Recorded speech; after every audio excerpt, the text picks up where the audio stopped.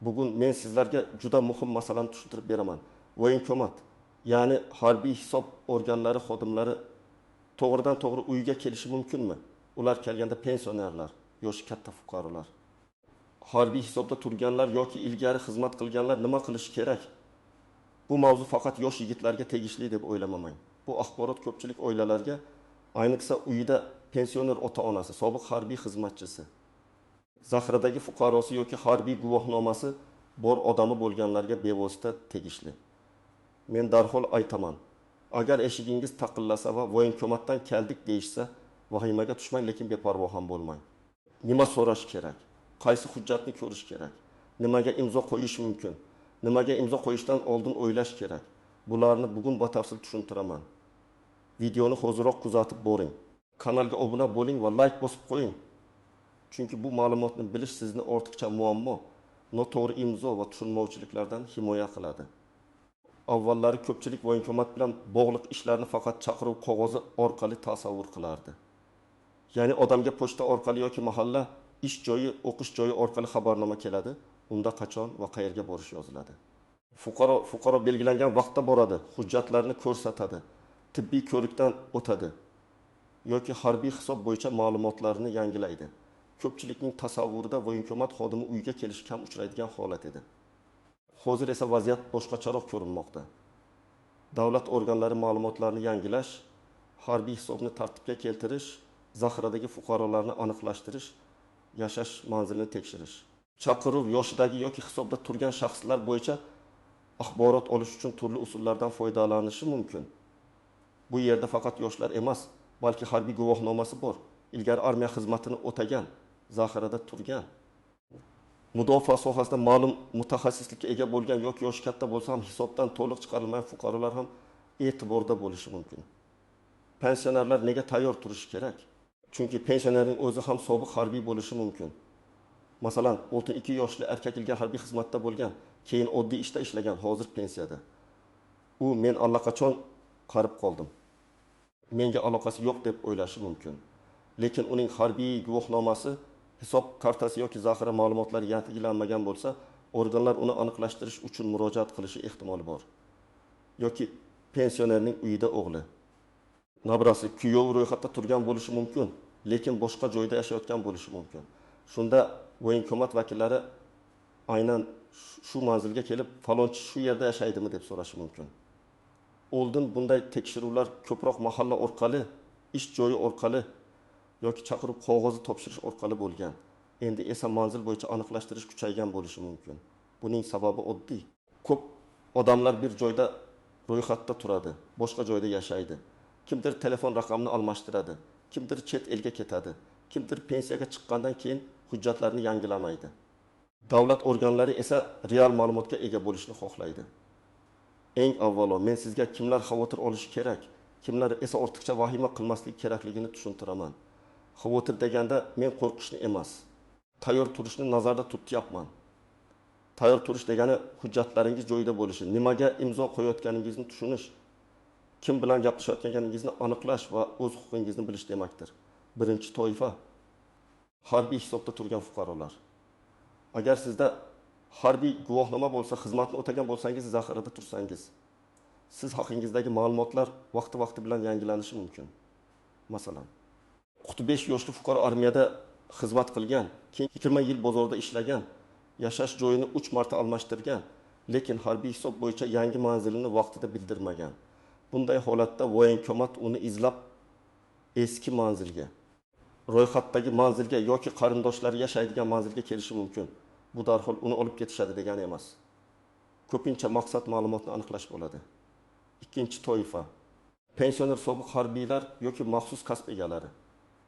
Masalan, 60 yoshdan oshgan kishi ilgari aloqa bo'yicha harbiy mutaxassis bo'lgan, haydovchilik toifasi bor, texnika bilan ishlagan yoki tibbiyot sohasida xizmat qilgan. Ayrim mutaxassisliklar bo'yicha ma'lumotlar alohida tartibda yuritilishi mumkin. Bu yerda ham darhol xavf deb tushunmaslik kerak.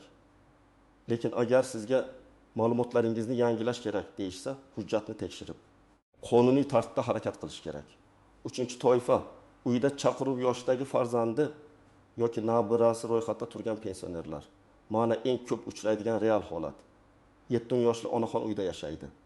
Uning 24 yoshli nabirasi shu manzilda propiskada, lekin aslida Toshkentda ishlaydi yoki boshqa viloyatda yuradi. Voyinkomat xodimlari shu manzilga kelib, nabira haqida so'rashi mumkin. Onaxon qo'rqib ketib, "Men bilmayman" deb eshikni yopishi yoki aksincha hamma narsani aytib yuborishi mumkin. To'g'ri yo'l shuki, xodimlardan xizmat guvohnomasini ko'rishni so'rash, qaysi masala bo'yicha kelganini aniqlash, agar xabarnoma bo'lsa, kimga mo'ljallanganini ko'rish va faqat tushungan narsangizga imzo qo'yish. 4-toifa. Ro'yxatda turib amalda chet elda bo'lganlar. Masalan, o'g'il Rossiyada, Qozog'istonda, Koreyada yoki boshqa davlatda ishlayapti. U ro'yxatdan chiqmagan, telefon raqami o'zgargan. Voyinkomat vakillari uyga kelib, qayerda, qachon qaytadi, aloqasi bormi deb so'rashi mumkin. Pensioner ota yoki ona bu yerda ham ehtiyot bo'lish kerak. Aniq bilganini aytishi mumkin, lekin yolg'on ma'lumot bermasligi kerak. Agar o'g'ilning chet eldaligini tasdiqlovchi hujjat bo'lsa, masalan, pasportdagi chiqish yozuvi, ish shartnomasi nusxasi yoki migratsiya hujjatlari, keyinchalik voyinkomatga taqdim etish foydali bo'lishi mumkin. Endi kimlar ortiqcha xavotir qilmasligi kerak. Agar siz umuman harbiy hisobda bo'lmasangiz, yosh bo'yicha hisobdan chiqarilgan bo'lsangiz, sizga nisbatan hech qanday chaqiruv yoki majburiyat bo'lmasa, uyga kelgan xodimlar sizdan ko'proq boshqa odam haqida ma'lumot so'rayotgan bo'lishi mumkin. Lekin baribir hujjat tekshirish, gapning mazmunini tushunish va keraksiz imzodan saqlanish kerak. Chunki ko'p muammolar qo'rquvdan emas, tushunmasdan imzo qo'yishdan boshlanadi. Masalan, bir real hayotga yaqin vaziyatni olaylik. Pensioner ota 68 yoshda. Uyga 2 kishi keladi. Voyinkomatdanmiz. O'g'lingizni chaqirish qog'ozini oling deyishadi. O'g'il esa boshqa shaharda ishlaydi. Ota qog'ozni o'qimay xo'p deb imzo qo'yadi. Keyin hujjatda o'g'ilning ma'lum sanada voyinkomatga kelishi ko'rsatilgan bo'ladi. O'g'il xabar topmaydi, kelmaydi. Keyin nega kelmadi degan savol chiqadi. Bu yerda eng to'g'ri harakat, bu hujjat kimga berilyapti? Men uni qabul qilishga vakolatlimanmi? Men faqat o'lganimni tasdiqlayapmanmi yoki o'g'lim xabardor bo'lganini tasdiqlayapmanmi deb so'rash. Agar hujjatni olsangiz, darhol egasiga rasmga olib yuboring. Sanani yozib qo'ying. Qo'ng'iroq qilib ogohlantiring. Yana bir misol. Erim 9 yoshli fuqaro pensiyaga yaqin, ilgari harbiy xizmatni o'tagan. Unga tibbiy ko'rikka kelasiz deyishadi. U meni olib ketishadi deb qo'rqadi. Aslida ko'pincha tibbiy ko'rik yoki hisobni yangilash odamning yaroqlik holatini, sog'lig'ini, oilaviy ahvolini, ish joyini aniqlash uchun bo'lishi mumkin. Lekin u borishdan oldin chaqiruv qog'ozidagi sanani, manzilni, kim chaqirayotganini, nima maqsadda chaqirilayotganini tekshirish kerak. Agar sog'lig'i yomon bo'lsa, tibbiy hujjatlarni olib borish shart. Kasalxona xulosalari, nogironlik ma'lumotnomasi, doimiy dori ichishi haqidagi yozuvlar. Operatsiya bo'lgan bo'lsa, epikrizlar. Endi juda muhim nozik joylarga o'tamiz. Voyinkomat xodimlari uyga kelganida hamma holat bir xil bo'lmaydi. Ba'zida ular faqat xabarnoma topshiradi. Ba'zida manzilni aniqlaydi. Ba'zida harbiy hisob ma'lumotlarini yangilashni so'raydi. Ba'zida mahalla vakili yoki boshqa organ vakili bilan kelishi mumkin.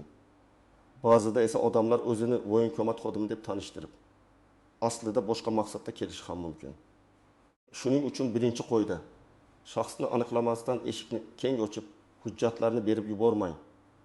Siz xizmat guvohnomasini ko'rishni so'rashingiz mumkin. Bu qo'pollik emas, bu normal tartib. Men har doim shuni maslahat beraman. Xodimning ism familiyasini, qaysi tashkilotdan kelganini, kelish sababini bilib oling. Agar ular xabarnoma topshirayotgan bo'lsa, xabarnomada kimning ismi yozilgan, qaysi sana, qaysi manzil, qaysi xona yoki bo'lim, nima maqsad ko'rsatilganini o'qing. Ko'zingiz yaxshi ko'rmasa, ko'zoynak taqing, yaqin odamingizni chaqiring, telefon chirog'ini yoqing. Tez imzo qo'ying, vaqt yo'q deyishsa ham shoshilmang. Hujjatga imzo qo'yishdan oldin uni o'qish sizning oddiy huquqingiz. Ikkinchi nozik jihat, kimning o'rniga imzo qo'yish masalasi. Agar xabarnoma farzandingizga, nabirangizga yoki turmush o'rtog'ingizga bo'lsa, sizning imzoingiz nimani anglatishini tushuning. Ayrim hollarda oila a'zosi hujjatni qabul qilib olganini tasdiqlashi mumkin. Lekin bu hujjat egasining shaxsan tanishganini anglatadimi yoki yo'qmi? Bu juda muhim. Agar siz aniq bilmasangiz, men faqat qabul qilib olganimni yozaman deb izoh qoldirishni so'rashingiz mumkin.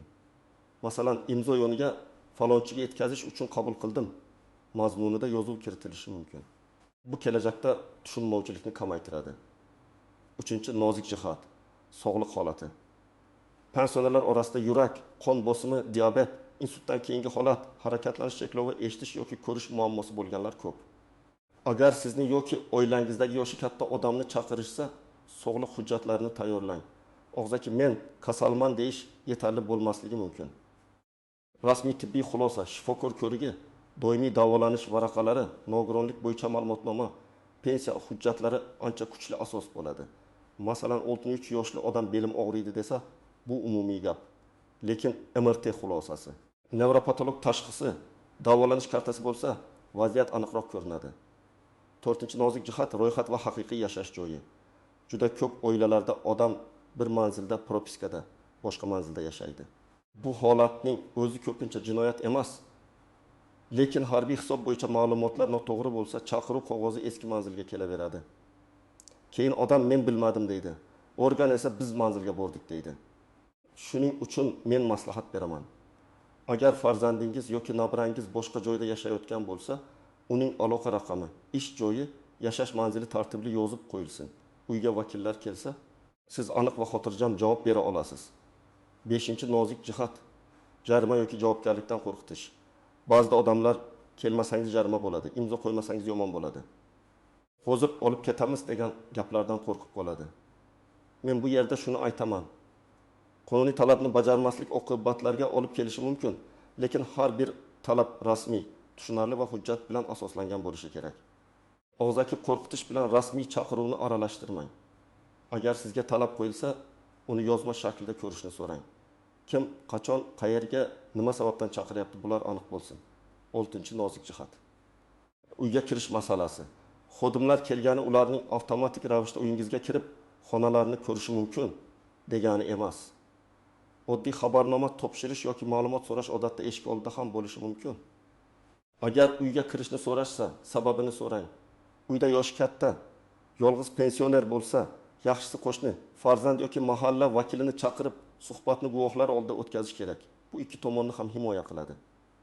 Siz ham xotirjam bo'lasiz, xodimlar ham keyinchalik noto'g'ri gap bo'ldi degan da'vodan himoyalanadi.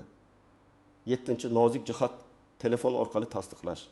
Agar kimdir voyinkomatdanmiz deb kelsa, siz mahalladagi mas'ul odamga, tuman mudofaa ishlari bo'limiga yoki ishonchli qarindoshingizga qo'ng'iroq qilib aniqlashtirishingiz mumkin. Ayniqsa, uyda yolg'iz onaxon yoki otaxon bo'lsa, bu juda zarur.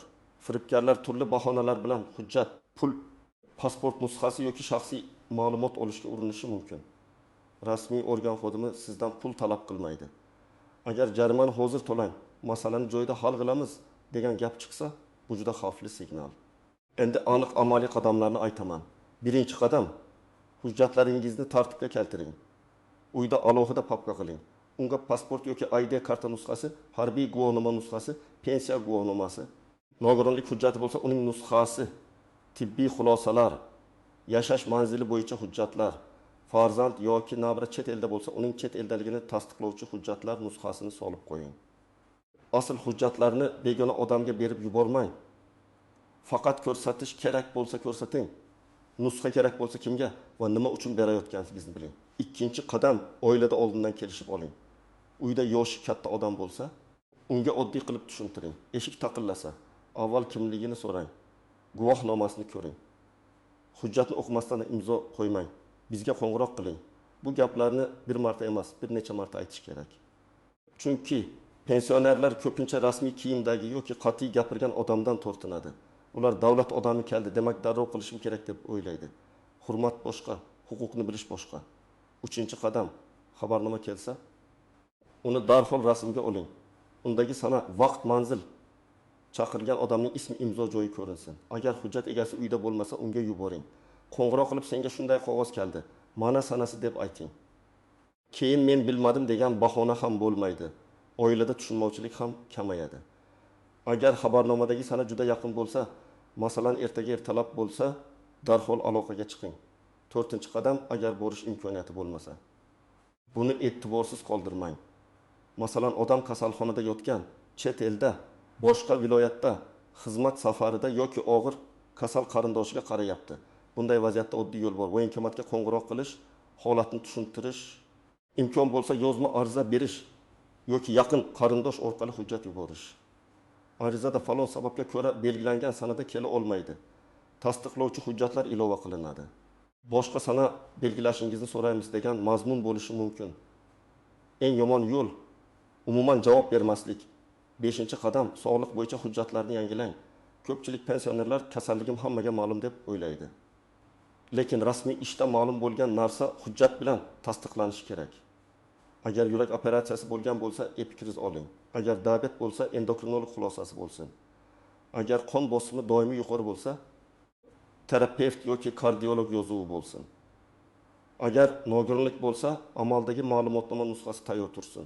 Bu hujjatlar faqat voyinko'mat uchun emas, umuman hayotda kerak bo'ladi. 6-qadam. Harbiy hisob ma'lumotlarini o'zingiz ham aniqlashtiring.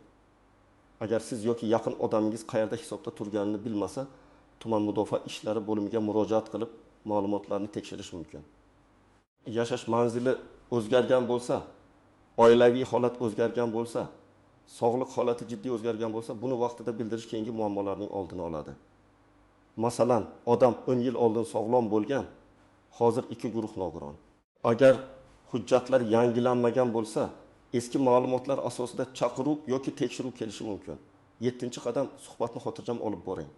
Baqirish, eshikni yuziga yopish, haqorat qilish, men hech narsani bilmayman deb agressiv javob berish foyda bermaydi. Shu bilan birga haddan tashqari qo'rqib hammasiga rozi bo'lish ham noto'g'ri. Eng yaxshi yo'l marhamat, guvohnomangizni ko'rsating. Qaysi masala bo'yicha keldingiz? Hujjatni o'qib chiqay. Men farzandimga xabar beraman. Agar kerak bo'lsa, rasmiy tartibda murojaat qilamiz. Mana shunday tinch va aniq gapirish ko'p muammoni joyida hal qiladi. 8-qadam. Imzo qo'yishda ehtiyot bo'ling. Imzo oddiy chiziq emas, u keyinchalik xabardor qilingan, qabul qilgan, tanishtirilgan degan ma'noda ishlatilishi mumkin. Agar mazmunini tushunmasangiz, men buni o'qib chiqishim kerak. Ko'z oynagimni olay, farzandimga qo'ng'iroq qilay. Nusxasini rasmga olay deyishdan uyalmang. Agar hujjatda bo'sh joylar bo'lsa, sana yozilmagan bo'lsa, kimga tegishli ekani aniq bo'lmasa, bunday hujjatga imzo qo'yishdan oldin juda ehtiyot bo'ling. 9-qadam. Kerak bo'lsa, yurist yoki huquqiy maslahatga murojaat qiling. Ayniqsa, jarima, majburiy olib kelish, hisobdan qochish, chaqiruvni bajarmaslik kabi jiddiy gaplar chiqsa, o'zingizcha taxmin qilmang. Har bir holatda yosh, sog'liq, harbiy maqom, hujjat turi, chaqiruv sababi, oldingi ogohlantirishlar ahamiyatli bo'ladi. Bir qo'shnining holati siznikiga o'xshamaydi. Shuning uchun falonchini olib ketishgan ekan yoki pismadon jarima to'labdi degan gaplar bilan xulosa chiqarmang. 10-qadam, oilangizdagi yoshlar bilan ham gaplashing. Ba'zan muammo pensionerda emas, yosh odamning beparvoligida bo'ladi. Nabira boshqa shaharda yuradi, telefonni o'chirib qo'yadi, uyga kelgan xabarnomani jiddiy olmaydi. Natijada buvisiga yoki bobosiga savol tushadi. Shuning uchun har bir harbiy hisobda turgan odam o'z mas'uliyatini bilishi kerak. Manzil o'zgarsa, telefon o'zgarsa, chet elga ketilsa, tegishli tartibni aniqlashtirish kerak. Oiladagi pensionerlarni muammoga qalqon qilib qo'yish to'g'ri emas. Alohida aytishim kerak bo'lgan yana bir masala bor. Uyga kelgan xodimlar bilan gaplashayotganda yolg'on ma'lumot bermang. Uyda yo'q deb turgan odam aslida ichkarida bo'lsa, chet elda deb aslida qo'shni tumanda yurgan bo'lsa, keyin bu gaplar kattaroq muammoga aylanishi mumkin. Bilmasangiz, aniq bilmayman, aniqlab aytaman deng. Bu eng xavfsiz javob. Aniqligiga ishonmagan ma'lumotni qat'iy qilib aytish kerak emas. Yana bir ko'p uchraydigan xato. Odamlar internetdagi vahimali xabarlarni ko'rib, hamma narsani bir xil deb qabul qiladi. Voyinko'mat uyga kelsa, demak falokat. Eshikni ochmang, hech qachon imzo qo'ymang. Hammasi noqonuniy degan keskin gaplar hayotda doim ham to'g'ri emas. Rasmiy xabarnoma topshirish qonuniy tartibning bir qismi bo'lishi mumkin. Lekin har qanday qog'ozga o'qimasdan imzo qo'yish ham to'g'ri emas. Men sizga aynan muvozanatni tushuntiryapman.